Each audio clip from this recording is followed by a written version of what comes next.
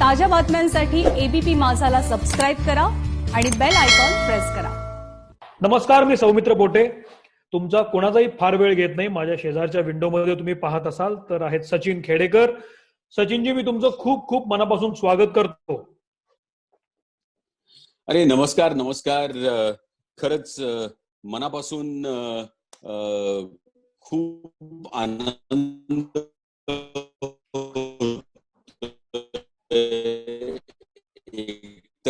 ह्या अशा काळामध्ये सौमित्र आणि तुम्ही मंडळी अनेक दिवसांनी भेटलात याचा एक वेगळा आनंद आहे. ओके, माझा आवाज येतोय? येतोय. हा, आपण सचिनजींना भेटणार अशासाठी आहोत मंडळी, कारण आपल्या सगळ्यांनाच लॉकडाऊन मध्ये फार सिनेमे पाहता आले नाहीयेत. जे ओटीटीवर आले, थिएटरवर येण्याची आपण वाट पाहतोय. ते कधी येतील आपल्याला यथावकाश कळेल. पण असाच आणखी एक सिनेमा ओटीटीवर येतो आहे. त्या सिनेमाचं नाव आहे हलाहल. आणि त्या सिनेमामध्ये सचिन खेडेकर यांची अत्यंत महत्वाची मुख्य भूमिका आहे. त्याचा ट्रेलर बघितल्यानंतर त्याचा अंदाज येतो. तर आपण त्या सिनेमाच्या निमित्तानं गप्पा मारणार आहोत. पण गप्पा मारता मारता इतर अनेक गोष्टी, इतर अनेक किस्से आपल्याला कळतील सचिनजी यांच्याकडून. तर फार वेळ घेत नाही, पण थेट मुद्द्याकडे जाऊया. हा नवीन सिनेमा येतोय. या सिनेमामध्ये पण वेगळी भूमिका आहे बापाची. तर या सिनेमाची साधारण 1 लाईन, आणि हा सिनेमा स्वीकारण्यामागे कुठली गोष्ट होती की जिनं असं सांगितलं की हा सिनेमा घ्यावा आपण? सगळ्यात महत्वाची गोष्ट या सिनेमाची अशी होती की ह्या सिनेमाचं स्क्रिप्ट झिशान कादरीनी लिहिलंय, ज्यानं वासेपूर लिहिला होता. आणि नंतर त्यांनी अनेक सिनेमे लिहिले. पण सत्य घटनेवर आधारित अशी ही डॉक्टर शिव यांची कहाणी आहे. आणि डॉक्टर शिव यांची उत्तर भारतातल्या एका छोट्याशा शहरात एक छोटं क्लिनिक आहे आणि त्यांचं चौकोनी कुटुंब आहे, बायको, 2 मुली. आणि त्यांची अशी इच्छा आहे की मोठ्या मुलींनी डॉक्टर व्हावं, आहे त्या जागी नर्सिंग होम एक उभं राहावं आणि तिने ते चालवावं. कुठल्याही अत्यंत साध्या मध्यमवर्गीय नोबल प्रोफेशन मध्ये असलेल्या माणसाच्या ज्या इच्छा असतात तसा एक माणूस आहे. आणि एका अपघातामध्ये त्यांच्या मुलीचं निधन होतं आणि त्यांचं आयुष्य पूर्णपणे बदलतं. आणि ते त्या मेडिकल कॉलेज पासून ज्या शहरात ती शिकायला गेलेली असते त्या शहरात चौकशी करायला पोहोचतात आणि त्यांना कुठल्याच गोष्टीची सरळ उत्तरं मिळत नाहीत. आणि आपण हे खरं कोणाच्याही बाबतीत घडू शकतं की एखाद्या सामान्य माणसाच्या घरामध्ये इतकं डोक्यावरती कुऱ्हाड कोसळावी तसं जर एखादी घटना घडली आणि आपण जर त्याचा तपास करण्यासाठी जेव्हा जातो तेव्हा व्यवस्था आपल्याला उत्तर देत नाही, त्यातलं रहस्य वाढतच राहतं.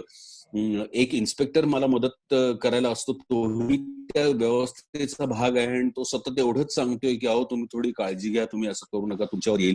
त्यावेळी त्यांना कळत नाही की एक अत्यंत तत्वानी जगलेला माणूस हे आपण आपल्या बाबतीत का होतोय आणि आपल्याला उत्तरं का मिळत नाहीत. आणि त्याच वेळेला डॉक्टर शिव स्वतः म्हणजे त्या दुःखातून सावरले देखील नाहीये. दुसऱ्या आणि तिसऱ्या दिवशी आमची कहाणी तर 3 दिवसात संपणारी आहे. तर तो जो थ्रिलरचा भाग आहे, म्हणजे साहस आहे, तो रागाचा भाग आहे, तर स्ट्रेस असेल त्याच्यामध्ये, ते दुःख आणि एका बाजूला तो अँगर, अशी एक कसरत आणि तो थ्रिलर. तर मी त्याला इमोशनल थ्रिलर म्हणतो. तर माझ्या दृष्टीने तो रोल आणि झिशान कादरीचं स्क्रिप्ट ह्या सगळ्यात महत्वाच्या गोष्टी होत्या. मी आता खरं सांगतो, अगदी आता वर्तमानात मी जे तुमचं ऐकतोय बोलणं, मला तुमचा आवाज आणि तुमचं डिक्शन फार आवडतं. हे मी वारंवार सांगितलेलंच आहे. पण एक कलाकार म्हणून डिक्शन कसं असावं हे मला असं वाटतं की तुम्ही थांबूच नाही, बोलणं सतत चालू राहावं. शब्द, त्याचे उच्चार खूप छान. मी तुमचे सिनेमे पाहतो, जे अत्यंत गाजलेले सिनेमे आहेत. त्याच्यामध्ये गेल्या काळामध्ये तुम्ही सातत्यानं एका मुलीच्या वडिलांची भूमिका करत असताना मला दिसतात. त्याच्यामध्ये सिंघम सारखा सिनेमा दिसतो, त्याच्यामध्ये मी शिवाजीराजे भोसले बोलतोय सारखा सिनेमा पण मला दिसतो, त्याच्यामध्ये एक सेन्सिबल बाप मला दिसतो नेहमी आणि मुलीची काळजी करणारा असा तो दिसतो. ही शेड कशी वेगळी आहे आणि सातत्यानं असे रोल काय येतात, असं काय दिसतं त्याच्यामध्ये? मी खरं सांगू का, म्हणजे बहुधा प्रत्येक ऍक्टर हा त्याच्या इमेजमध्ये बांधला गेलेला किंवा त्या इमेजचा कैदी असतो असं म्हणूया. तर मला माझ्या चेहऱ्याला किंवा माझ्या एकूण अभिनय क्षमतेला साजेशी अशी 3-4 कामं माझ्या समोर येतात, त्यातलं एखादं आपण निवडतो. ती निवड आताशा मी अशी करतो की ज्या भूमिका समोर येतात त्याच्यात त्याच मर्यादेमध्ये राहून त्यातला वेगळेपणा काय येऊ शकतो.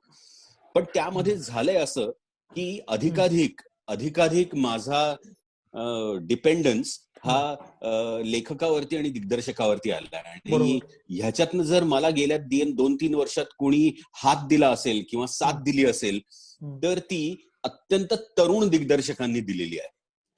आणि त्यांचं खरं तर ते श्रेय खूप मोठं आहे. म्हणजे हलाहलच्या बाबतीत रणदीप झा किंवा रामबाच्या बाबतीत वरुण नार्वेकर किंवा बाप जन्मच्या बाबतीत निपुण धर्माधिकारी, ह्या सगळ्या नव्या किंवा डेब्युटंट डायरेक्टर्स बरोबर काम करणं हा एक अतिशय आनंदाचा भाग राहिलेला आहे. आणि जे मी आजवर का केलं नाही असं मला वाटलं. म्हणजे मला अजूनही आठवतं, पूर्वी मी असं म्हणायचो की तुमचा पहिलाच आहे का, मग ठीक आहे मी तुमचा दुसरा सिनेमा करीन, पहिला नको, असं म्हणणारा मी पूर्णपणे बदललो. ह्याचं कारण असं, आणि जेव्हा तो अनुभव घेतल्यानंतर मला असं वाटलं की आजची जी तरुण पिढी आहे ते त्यांची गोष्टींकडे पाहण्याचा जो दृष्टिकोन आहे तो इतका खरा आणि त्यांच्या वयाला साजेसा आहे की माझ्या पिढीतली जी दिग्दर्शक मंडळी आहेत त्यांच्यावरती एक खूप मोठ्या लेगसीचा भाग असतो की नाही मी हे असं पाहिलंय, मला हे असं करून बघायचंय, मी ते तसं पाहिलंय, माझ्या गुरूंनी मला असं सांगितलंय, मी पाहिलेली वाचलेली पुस्तकं अशी आहेत, असं एक खूप मोठं इमोशनल बर्डन घेऊन आमची पिढी जगत आलेली आहे. पण ह्या तरुण पिढीकडे बघितलं की त्यांचा सिनेमा ते त्यांना त्यांची एक वेगळी चित्रभाषा निर्माण करण्याची इच्छा आहे आणि ज्याच्यावरती कोणाचाही प्रभाव नाहीये. तर मला असं वाटतं की ती जी प्रभावहीन पण स्वतःच म्हणणं खरं करणारी पिढी आहे, त्या पिढीमुळे खरं तर माझी कामं थोडीशी वेगळी दिसायला लागली आहेत असं मला प्रामाणिकपणे कबूल करायचंय. मला फार महत्वाचा मुद्दा वाटतो हा. आणि प्रभाव कॅरी न करता आपल्याला वाटतं ते जेव्हा आपण सांगायला लागतो तेव्हा आपण हाही आग्रह धरतो की जर मी त्यातून बाहेर येऊन काहीतरी करू पाहतोय तर तूही तसं कर, असं आपण समोरच्यालाही सांगू लागतो. कारण त्यातनं तो रॉनेस येतो, त्यातनं ती ओरिजिनॅलिटी यायला लागते. सचिनजी, तुम्ही इतके उत्तम कलाकार आहात पण तुम्ही सुद्धा कामातून तयार झालेले असतात. तुमच्या खांद्यावर पण एक प्रकारचं बॅगेज असतं, चांगलंच बॅगेज असतं, कारण तुम्ही उत्तमच अभिनेते आहात. अशा नव्या दिग्दर्शकांसोबत जेव्हा आपण काम करतो तेव्हा त्यांना सुद्धा अशी अपेक्षा असेल की तुम्ही तुमचा प्रभाव, तुमचं बॅगेज थोडं बाजूला ठेवून या. कलाकार म्हणून हे ब्रेकिंग झालेलं आहे का या सिनेमामध्ये? हलाहलमध्ये तुमचं बॅगेज तुम्हाला सोडून इथं यावं लागलंय का? आणि काय करायला लागलं स्वतःवर काम जेव्हा आपण नव्या लोकांबरोबर काम करतो तेव्हा? हे अगदी खरं आहे. आणि मला हे सौमित्र तुझ्यासमोर मान्य करायला अगदी खूपच आवडेल की आपल्याकडे काय होतं, आपण असं नेहमी म्हणत राहतो की नटाला बुद्धिमत्ता असावी, बुद्धिमान नट पाहिजे. आणि मला आता थोडंसं उशिरा नाही का होईना असं लक्षात आलंय की नटाला जी बुद्धिमत्ता हवी ती दिलेली इन्स्ट्रक्शन पाळण्याची बुद्धिमत्ता हवी. त्या हुकूम आपल्याला स्वतःला बदलता येतं का त्याची बुद्धिमत्ता हवी. आपल्याला वेगळेपणाची बुद्धिमत्ता हवी, माझ्यात राहून तो वेगळेपणा मला आणता येईल का त्याची बुद्धिमत्ता हवी. टू फॉलो इन्स्ट्रक्शन, आणि तरच तुमचं काम वेगळं दिसू शकतं. आणि ह्या सगळ्यात तरुण रणदीप बरोबर काम करताना तर मी त्याला काहीही सांगायच्या फंदात पडलो नाही, कारण त्याला दिसणारं त्याच्या डोळ्यासमोरचं चित्र इतकं स्पष्ट होतं की मला कुठल्याही प्रकारची, आणि उलट अभिनयाच्या दृष्टीनं त्यांनी मला खूप चॅलेंज सुद्धा केलं. म्हणजे ज्या ठिकाणी मला असं वाटलं इथे मी धाय मोकलून रडलं पाहिजे आणि तो असं म्हणाला की नाही पण इथं आपण हे एक वेगळा अप्रोच घेऊन बघूया, इथे मला असं वाटलं की मी जोरात हे बोललं पाहिजे, ओरडलं पाहिजे, तिकडे तो म्हणाला नाही इथे मी बरोबर असं म्हणण्याचा प्रयत्न. आता त्यावेळेला खरं तो मुद्दा असतो की जिथे नटाला असं वाटतं की नाही मी आता ह्याला कुरघोडी माझी सिनियरिटी वापरतो आणि ह्याला कन्व्हिन्स करतो. करेक्ट. पण त्या फंदात मी पडलो नाही आणि स्वतःला आवरलं आणि तो म्हणतो त्या मार्गावरती जाण्याचा कसोशीनं प्रयत्न केला. हेच मला असं वाटतं की ह्यामुळे खरं तर ह्या सिनेमातलं काम माझं खूप वेगळं आणि चांगलं झालंय असं मला मनापासून वाटतं.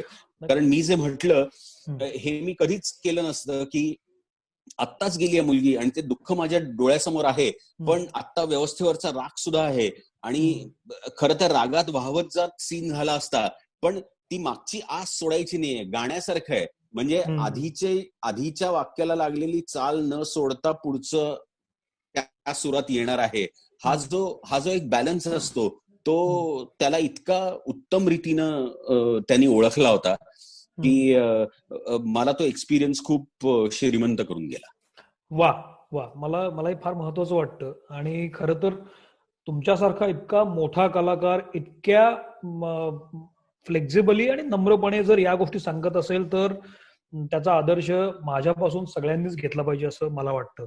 हलाहल बद्दल जेव्हा आपण बोलतो तेव्हा त्यातल्या दिग्दर्शकाबद्दल तर आपण बोलतोच आहे, त्यातली गोष्ट पण तुम्ही सांगितलीत की साधारण काय गोष्ट आणि कशा लेवलवरती जाते हे मला कळलं.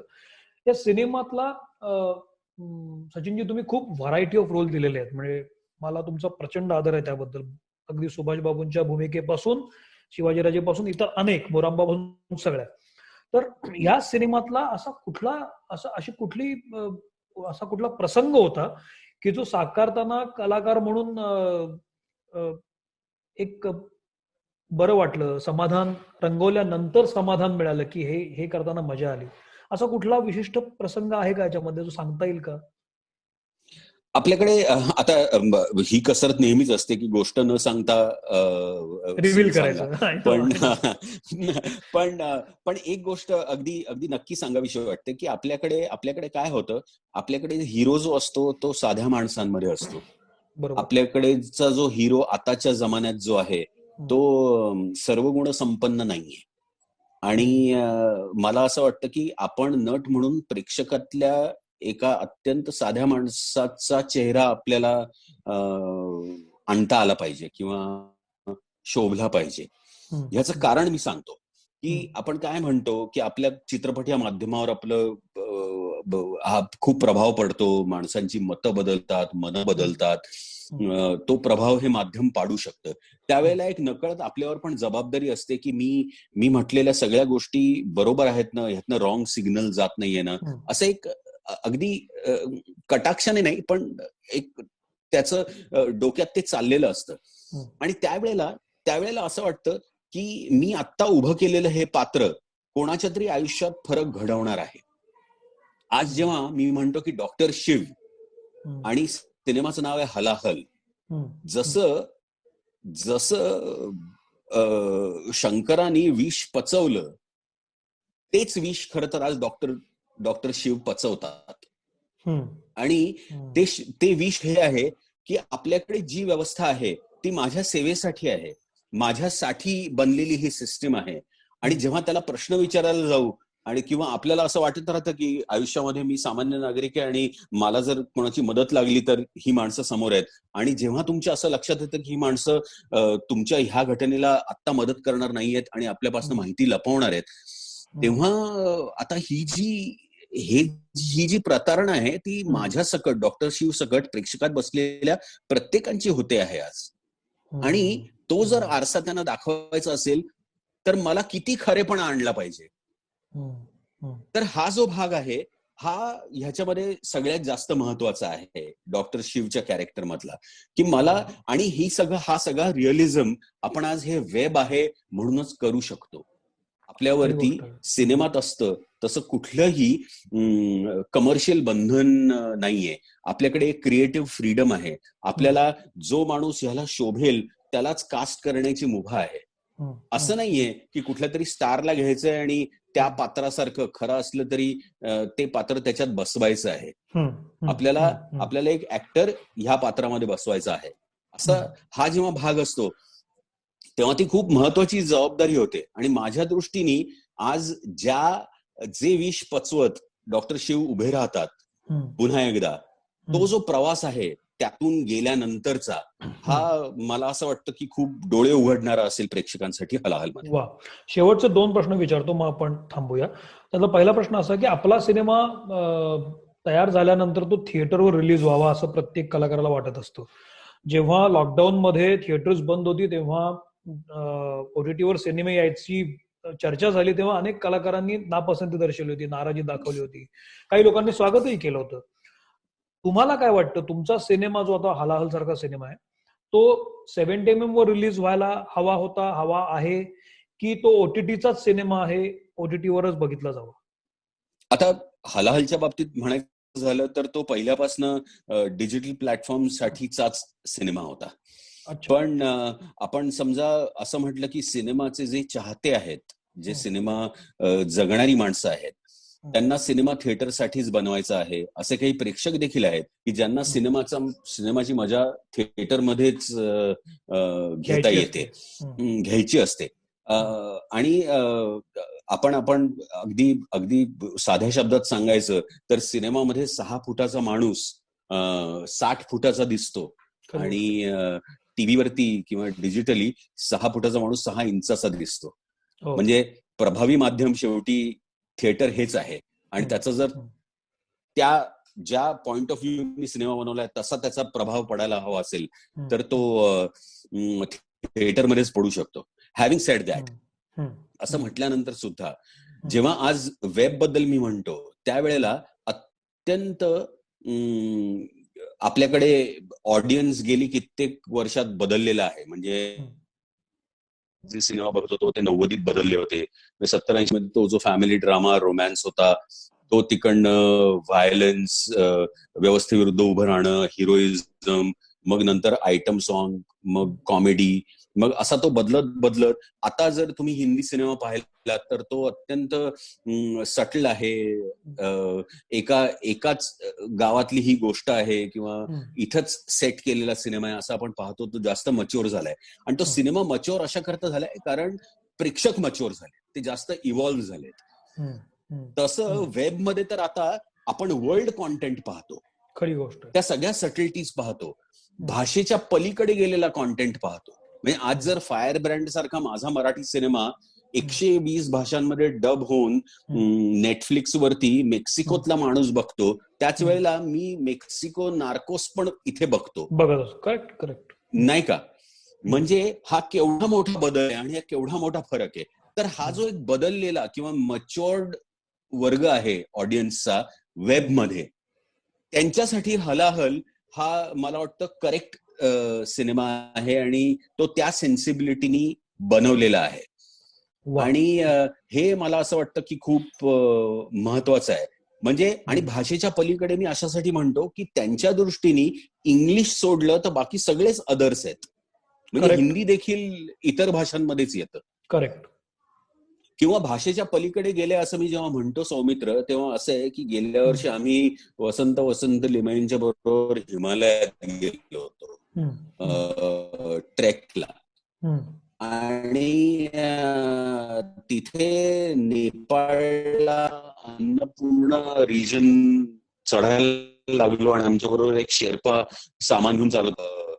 तेलुगू सिनेमा आता काठमांडूहून एका डोंगरावर चढतोय आणि माझ्या बरोबर एक नेपाळी माणूस आहे. मी मराठी नट आहे, मी तेलुगू सिनेमात काम केलंय, तो हिंदीत सोनी टीव्हीला दाखवलाय, तो एक नेपाळी माणसाला कळलाय. म्हणजे तू आता विचार कर की किती भाषेतनं प्रवास झाला आणि कुठे हे पोचलं.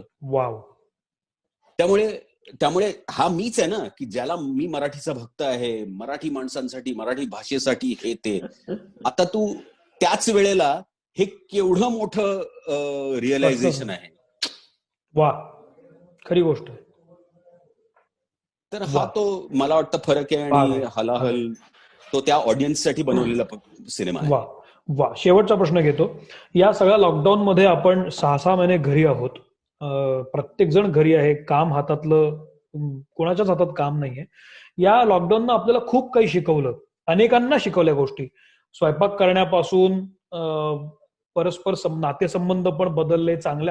आधी भांडणं झाली, मग ते चांगले झाले, अशी खूप स्थित्यंतर झाली या 6 महिन्यामध्ये. कारण लोकांना सवयच नव्हती घरात इतके एकमेकाला बघून. सचिन खेडेकर यांच्या आयुष्यामध्ये या 5 महिन्यांनी काय बदल आणला, अशी कुठली गोष्ट या 5 महिन्यांनी शिकवली जी आता पुढे कायम राहील? अगदी कबुलीचा प्रश्न आहे हा खरं तर. आणि बरं झालं तू मला हे विचारलंस. हे खरं आहे की ज्यांनी अख्खं आयुष्य, म्हणजे मी 30-35 वर्ष काम करतोय, आणि नटाला जर किंवा कलाकाराला जर कशाची अगदी नितांत गरज असेल तर ती सातत्यानं प्रेक्षकांची आहे. हो. आपण नाटक ही कला प्रेक्षकांशिवाय पूर्ण होत नाही, तसं कुठलाही कलाकार आपली कला सादर केल्याशिवाय आणि त्याचं कौतुक किंवा त्याला दाद झोडणं, मिळाल्याशिवाय. हे दाद मिळाल्याशिवाय ते पूर्ण होत नाही. आणि तुमच्याकडनं तेच जर हिरावून घेतलं लॉकडाऊन मध्ये तर तुमचं काय होऊ शकतं, यातनं एक खूप मोठी नकारात्मकतेनं सुरुवात झाली खरं तर लॉकडाऊनची. आणि त्यानंतर खरंच सावरायला वेळ लागला. पण हे मी कबूल करतो की ह्या निमित्तानं अत्यंत कंपल्सिव्हली स्वतःकडे पाहण्याचा वेळ मिळाला, स्वतःच्या संवेदनांशी संवाद करायचा वेळ मिळाला. आणि तो खरं तर इतकी वर्ष आपण नुसतं म्हणत राहतो की आपण स्वतःशी बोलत नाही किंवा स्वतःचा विचार करत नाही किंवा आपल्या संवेदनांशी आपलं खरंच नातं आहे का हे कधी स्वतःला विचारत नाही. पण तो खरा वेळ स्वतःकडे पाहण्याचा ह्या लॉकडाऊनने दिला. आणि मला असं खरंच वाटलं की आपण जर स्वतःचं मानसिक आरोग्य तितक्या दृष्टीने खंबीर ठेवलं तर त्याचा उपयोग उद्या दाराच्या बाहेर गेल्यानंतर आपल्याला होणार आहे. आणि हे खूप मोठं रिअलायझेशन होतं. इतकी वर्ष सतत ही स्पर्धा, ती स्पर्धा, हा प्रयोग, हे शूटिंग इतकंच केल्यामुळे खरंच स्वतःकडे पाहायला वेळ मिळाला नाही. आणि मला आत्ता 6 महिन्यांनंतर थोडं काम सुरू झाल्यानंतर किंवा हलालचं रिलीज आहे, 1-2 स्क्रिप्ट ऐकायला जायचंय, घाबरत रेकॉर्डिंग स्टुडिओमध्ये जायचंय, हे सगळं थोडं केल्यानंतर एक थोडासा कॉन्फिडन्स यायला लागलाय की आपण या पुढच्या स्पर्धेमध्ये सुद्धा खंबीरपणे उभे राहू शकतो. वा, ह्याच्यापेक्षा उत्तम नोट असू शकत नाही हा इंटरव्ह्यू पूर्ण करण्याची. हा कॉन्फिडन्स आहेच, प्रश्नच नाही. आणि तो तुमच्या कलाकृतीतून तुम्ही आम्हाला सातत्यानं देत आला आहात. हलाहल सुद्धा याला अपवाद नसेल. मला खात्री आहे की या सिनेमामधून निश्चित काहीतरी म्हणणं जे मांडलं गेले ते आमच्यापर्यंत पोहोचेल आणि ते निश्चित पोहोचेल. तर तुम्हाला खूप शुभेच्छा सचिनजी, तुमच्या सगळ्या टीमला शुभेच्छा. सिनेमा आल्यानंतर आम्ही तो जरूर पाहू आणि त्याचा फीडबॅक जरूर देऊ. पण तुम्ही एबीपी माझाशी बोललात त्याबद्दल आपले खूप खूप आभार. थँक्यू सौमित्र. मनापासून तुझे आभार. इरॉस नावला हा सिनेमा 21 सप्टेंबरला रिलीज होणार आहे. इरॉस नाव ह्या प्लॅटफॉर्म वरती 12,000 पेक्षा जास्त सिनेमांची टायटल्स आहेत, सगळ्या भाषांची मिळून. साधारण 2 कोटी सबस्क्रायबर्स आहेत. तर अगदी जरूर सबस्क्राईब करा इरॉस नाव आणि माझा नवीन सिनेमा पहा. सौमित्र, तू सुद्धा सिनेमा बघ आणि तुला आवडला नाही आवडला मी सिनेमा नक्की बघणार. आणि त्यानंतर मात्र आपण असं अजिबात भेटायचं नाहीये, हे नाही. ठीक आहे. यापुढे आपण प्रत्यक्ष भेटून आमने सामने भेटायचं आपण. Thank you very much. Thank you. Bye.